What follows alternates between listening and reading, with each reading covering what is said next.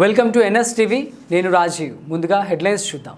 ఈ రోజు ఖమ్మం జిల్లాలో పెవిలియన్ గ్రౌండ్ లో నిర్వహించిన హిందూ వాహిని ఛత్రపతి శివాజీ మహారాజ్ 395వ జయంతి సందర్భంగా ఖమ్మంలో శోభాయాత్ర నిర్వహించడం జరిగింది.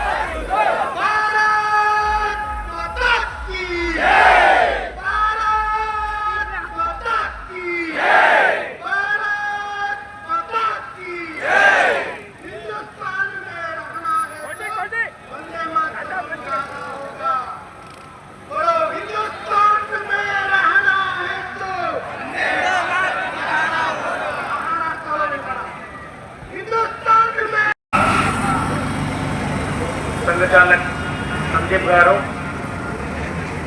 అదేవిధంగా హిందూ వాహిని ప్రాంత అంటే రాష్ట్ర లీగల్ టీం సభ్యులు వారందరికీ కూడా హృదయపూర్వక స్వాగతం. ఇందాకనే ప్రస్తావించారు ఛత్రపతి శివాజీ మహారాజ్ 395వ జయంతి అని. ఒక్కసారి మనం అందరం ఆలోచించాలి. మన ఇంట్లో వాడు కాడు, మన ఊరి వాడు కాడు, మన దగ్గరలో ఉన్న ప్రాంతం వాడు కూడా కాడు.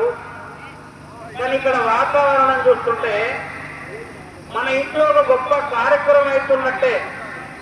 కేవలం ఇక్కడే కాదు, ఇవాళ దేశమంతా కూడా ఫిబ్రవరి 19 తారీఖు వచ్చిందంటే కూడా ఇదే వాతావరణం నిర్మాణమై ఉన్నది.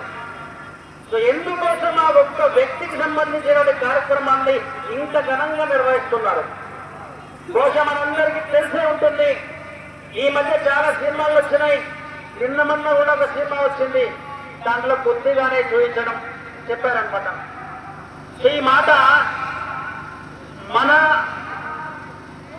హిందూ సంఘాలు చెప్పినటువంటిది కాదు, లేకపోతే ఇంకో మన కార్యక్రమంలో పెద్దవాళ్ళు చెప్పినట్టు కాదు.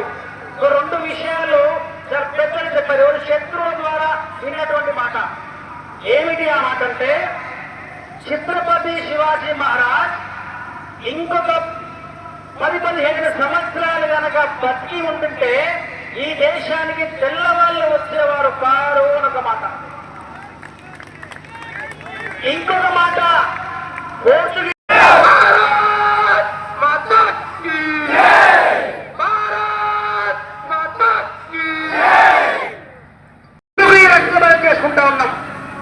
ఇప్పుడున్న పరిస్థితులలో ఒక చిన్న పాప 6 ఏళ్ళు ఉన్నటువంటి పాప తన కిటికీలో నుంచి చూస్తే పక్కన ఉన్నటువంటి శివాలయంలో కొంతమంది ముష్కరులు వచ్చి ఆ శివాలయాన్ని కూర్చుతా ఉన్నారు.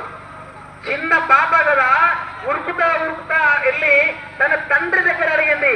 చెప్పింది తండ్రికి ఏమని, నాన్న మనం రోజు పూజించే శివుడు ఆ పక్కన ఉన్న శివాలయాన్ని కొద్దిమంది తుండగులు కొల్లగొడుతున్నారు, పద మనం అడ్డుకుందామని చెప్తామనంటాడు. ఆ చిన్న పాపకి వాళ్ళ తండ్రి చెప్పినటువంటి సమాధానం ఏంటంటే, అమ్మ ఇప్పుడు మనము ఏమి చేయలేని స్థితి, మనం మొగోళ్ళ పరిపాలనలో ఉన్నాం. ఆ సమాధానం ఆశ్చర్యం.